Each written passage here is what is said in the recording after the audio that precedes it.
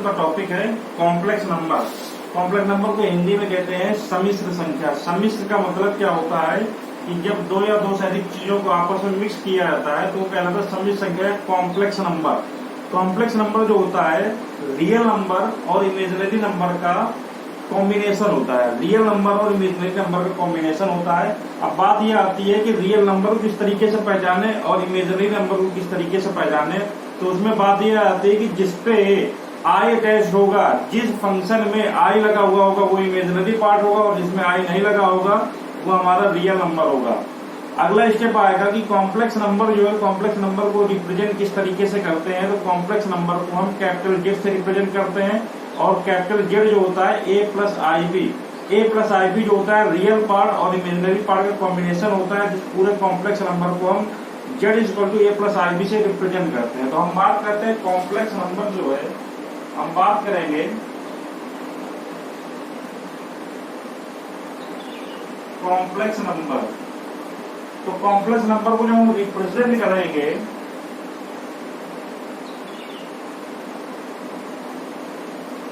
Capital Z से represent करते हैं और कैपिटल जेड जो होता है ए प्लस आई बी होगा। यहाँ पर ए जो है, ए पर आई अटैच नहीं होगा, इसका मतलब ये वाला जो ए होगा ये रियल नंबर को रिप्रेजेंट करेगा और जो बी होगा क्योंकि बी से आई अटैच हुआ है तो ये हमारा इमेजिनरी नंबर को शो करेगा। इमेजिनरी नंबर को शो करेगा। अब बात ये आती है कि कॉम्प्लेक्स नंबर जो है आया कहां से। कॉम्प्लेक्स नंबर आया कहां से, तो अभी हमने क्लास 9 और 10 में एक टॉपिक पढ़ा है क्वाड्रेटिक इक्वेशन। क्वाड्रेटिक इक्वेशन में हम देखते हैं कि क्वाड्रेटिक इक्वेशन जो होता है एक फॉर्म में होता है a x square plus b x plus c equal to 0। जब हम उसमें एक धराचार मेथड लगाते हैं और एक्स की वैल्यू को सॉल्व करते हैं तो धराचार मेथड जो होगा, धराचार मेथड होता है X is equal to minus B plus minus square root of B square minus 4ac upon 2a। जब ये आइडेंटिटी हम किसी इक्वेशन में अप्लाई करते हैं तो वहां पर मेजर किया गया कि जो रूट के अंदर बी स्क्वायर माइनस 4ac है जिसको हम डिस्क्रिमिनेंट कहते हैं, तो डिस्क्रिमिनेंट की वैल्यू कभी कभी निगेटिव आ जा रही थी और हमें पता है कि कभी भी रूट के अंदर निगेटिव वैल्यू पॉसिबल नहीं है। तो वहां पर जब मेजर किया गया तो वहां से आया कि अगर ये निगेटिव वैल्यू आ रही है तो इसको किस तरीके से रिप्रेजेंट कर सकते हैं। तो वहां से एक नंबर है इमेजिनरी नंबर जिसको शो किया गया आई और एक नया चैप्टर इंक्लूड हो गया जिसके आ गया कॉम्प्लेक्स नंबर। तो कॉम्प्लेक्स नंबर में अभी तक हमने ये देखा है कि Z is equal to A plus I B के फॉर्म में आ जाएगा।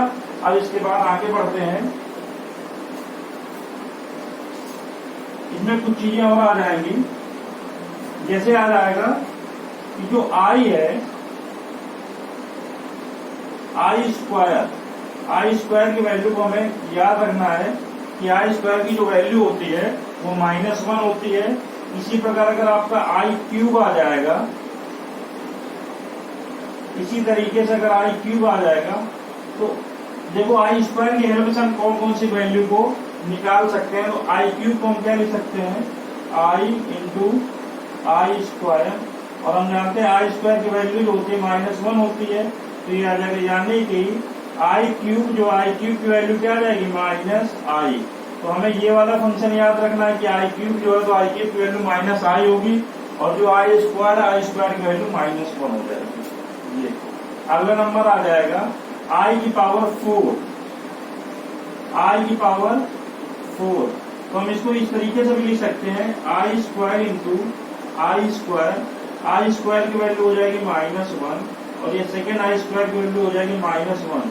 इससे आई की पावर 4 की वैल्यू आ जाएगी 1। एक ये आ जाएगा और एक और याद रखते हैं 1 अपॉन आई की वैल्यू क्या होगी। 1 अपॉन आई की वैल्यू क्या होगी, क्वेश्चन में अगला टर्म आ जाएगा कि 1 अपॉन आई जो है 1 अपॉन आई की वैल्यू क्या होगी। तो हम क्या करते हैं, हमें ये पता है कि जो 1 है 1 को हम क्या लिख सकते हैं आई की पावर 4 अपॉन आई। तो ये चीज क्या बन जाएगी आई क्यूब, और हमें पता है आई क्यूब की वैल्यू क्या होती है -आई। तो हमेशा याद रखिएगा कि 1 अपॉन आई की वैल्यू जो है 1 अपॉन आई की वैल्यू -आई होती है। तो हमें याद क्या क्या रखना है, डायरेक्ट आपको याद रखना है कि आई स्क्वायर जो है, आई स्क्वायर की वैल्यू -1 होती है, आई क्यूब की वैल्यू -i होती है, आई की पावर 4 की वैल्यू 1 होगी और 1/i की वैल्यू -i होती है। ये चार चीजें याद रखना है। अब इससे रिलेटेड क्वेश्चन किस तरीके से पूछते हैं, हम क्वेश्चन पे आते हैं। इससे रिलेटेड क्वेश्चन किस तरीके से पूछते हैं, तो हम क्वेश्चन पे आएंगे।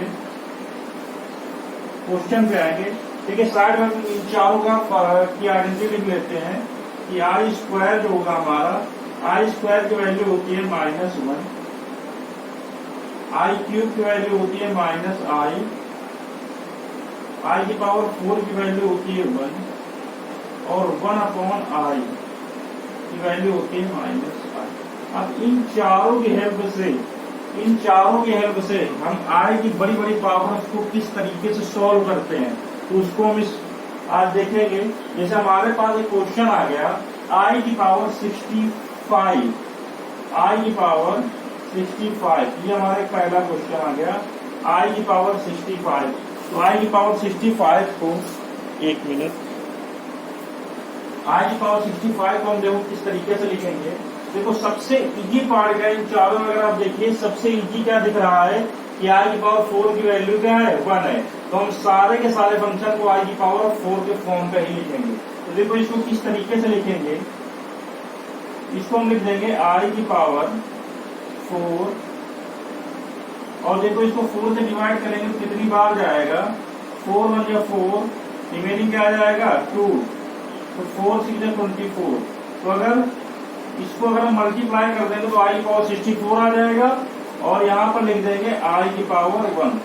तो अगर इसको ध्यान से देखिए, पावर की पावर आपस में मल्टीप्लाई होगा तो पावर की पावर आपस में जो मल्टीप्लाई होगा तो हो जाएगा क्या 16 × 4 64। और क्या होगा कि पावर और पावर का बेस जो अगर सेम है तो पावर आपस में ऐड हो जाता है।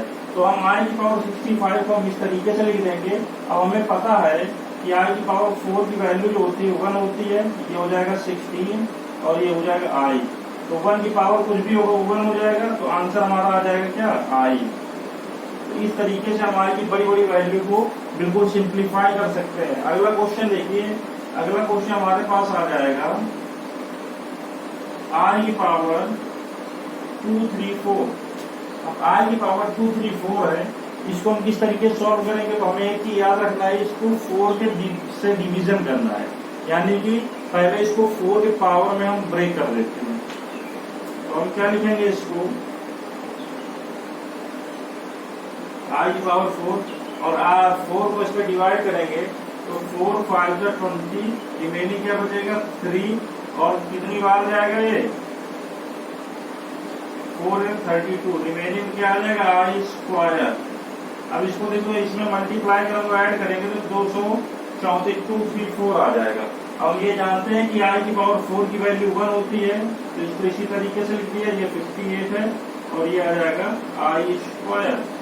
तो देखो ये जो हो जाएगा आई के पावर में कोई भी फंक्शन आ जाए, आई के पावर में कोई भी फंक्शन आएगा उसकी वैल्यू हमेशा 1 होगी और आई स्क्वायर की वैल्यू आ जाएगी -1। तो इस चीज का आंसर क्या आ जाएगा, इस चीज का आंसर आ जाएगा -1, इसका आंसर आएगा -1। तो इसी तरीके से बहुत सारे क्वेश्चन दिए होते हैं और उसको हमें सॉल्व करना होता है।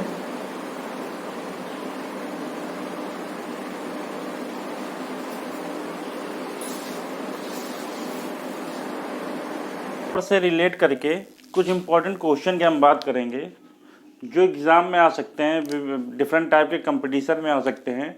जैसे हम एक बड़ी डिजिट लेते हैं, जैसे आई की एक बड़ी पावर ले लिया, आई की पावर 1998, आई की पावर माइनस, अगर पावर में निगेटिव आ जाए तो उसको किस तरीके से सॉल्व करते हैं। और हाँ, कुछ इंपॉर्टेंट क्वेश्चन इस तरीके से भी आ जाते हैं, जैसे ये आ गया है, तो इसको किस तरीके से सॉल्व करेंगे। तो आइए देखते हैं, पहले क्वेश्चन की बात करेंगे। तो पहला क्वेश्चन आया है आई की पावर 1998, आई की पावर 1998। तो देखो इससे हम क्या करेंगे, इससे जो हम डिवाइड करेंगे तो पहले इसको हम 4 के पावर में कन्वर्ट कर लेंगे, तो आई की पावर 4 हो गया। अब 4 से देखो इसको हम डिवाइड करेंगे तो देखो 4 4 जा 60, रिमेनिंग बचेगा 3, 4 9 जा 36 में रिमेन बचेगा कितना, रिमेनिंग कितना बचेगा 3 और ये एक बार फिर जाएगा 9 से तो 36 और यहाँ आ जाएगा i²। अगर हम इसको मल्टीप्लाई करो देखिए वही चीज़ आएगा 499 को अगर हम मल्टीप्लाई कर दे 4 से तो ये आ जाएगा 36 39 और 4 4 जा 16 ये आ जाएगा 9 और अगर इसमें 2 ऐड कर देंगे तो देखिए यही चीज़ बच जाएगा, यही चीज़। तो इस वाले पार्ट को इस तरीके से कन्वर्ट कर सकते हैं। अब हमें पता है कि i की पावर 4 जो होगा उसकी वैल्यू 1 होती है, तो यहाँ आ जाएगा क्या 1 की पावर 499 और i² की वैल्यू होती है -1, तो 1 की पावर कुछ भी होगा 1 ही आ जाएगा, तो आंसर आ जाएगा -1। तो ये एग्जाम में पूछ सकता है i की बहुत अगर बड़ी पावर आ जाएगी तो इस तरीके से लिख दिया जाएगा। अब हम दूसरे क्वेश्चन की बात करते हैं कि अगर i की पावर में कोई नेगेटिव नंबर आ जाएगा तो हम क्या करेंगे। जैसे दूसरा क्वेश्चन आ गया कि अगर अब i में कोई भी नेगेटिव नंबर आ जाएगा, जैसे i की पावर -9999, तो इसको तो पहली चीज़ हम क्या लिख देंगे, अपॉन में लिख देंगे, तो ये आ जाएगा i की पावर 9999। अब देखो इसको i की पावर 4 में किस तरीके से कन्वर्ट करेंगे।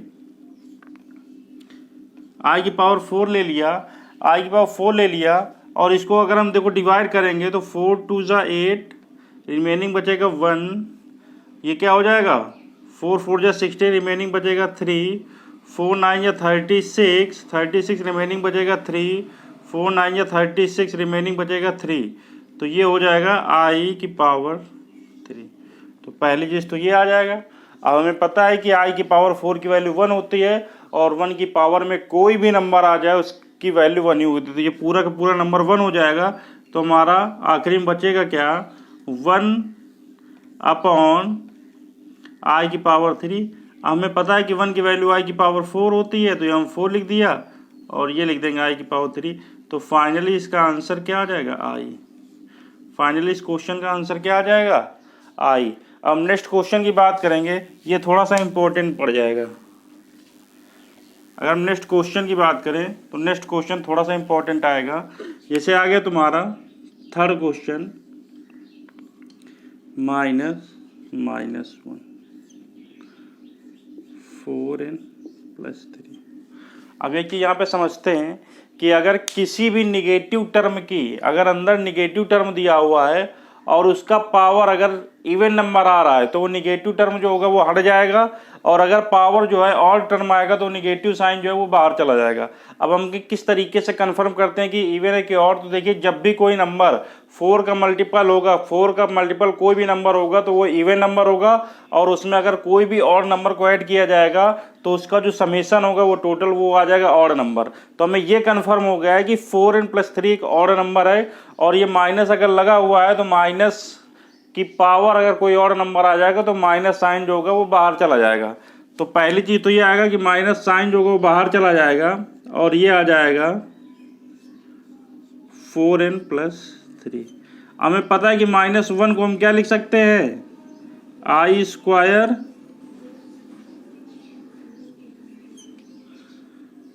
अब यहाँ पर आ जाएगा i 4n × i³, और 4 से कोई मल्टीपल नंबर होगा तो उसकी इसको हम इस तरीके से भी लिख सकते हैं i की पावर 4 की पावर n, क्योंकि हमें पता है कि पावर और पावर आपस में मल्टीप्लाई हो जाएगा। अब i की पावर 4 जो होगा वो 1 हो जाएगा, 1 की पावर कुछ भी होगा उसकी वैल्यू 1 ही आ जाएगी, तो ये आ जाएगा -i³, इसकी वैल्यू 1 हो जाएगी, और यहाँ पर i³ क्या है -i, तो ये माइनस हो जाएगा प्लस, तो आंसर आ जाएगा i। तो i से रिलेटेड इस तरीके से क्वेश्चन को सॉल्व किया जा सकता है। ये डिफरेंट टाइप के कंपटीशन में इस तरीके के क्वेश्चन पूछे जा सकते हैं।